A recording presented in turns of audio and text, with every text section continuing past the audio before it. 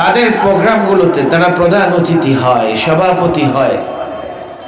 আজ পর্যন্ত আমরা কোন অভিযোগ উত্থাপন করিনি।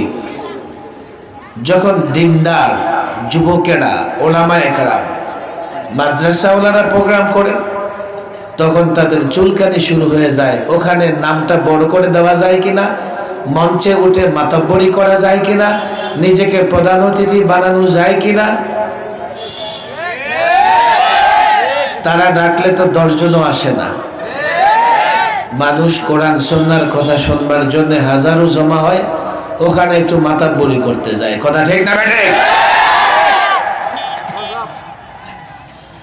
আবার বলবে কি, হুজুর আপনারা ওয়াজের নামে রাজনীতি করেন। আমরা বলে ওয়াজের নামে রাজনীতি করি। আচ্ছা, রাজনীতি করা অপরাধ? যদি অপরাধ হয় তো তুমি একজন রাজনৈতিক ব্যক্তি হয়ে মাহফিলের প্রধান অতিথি কেমনে হও? যা আমার জন্য অপরাধ সেটা তো তোমার জন্যও অপরাধ।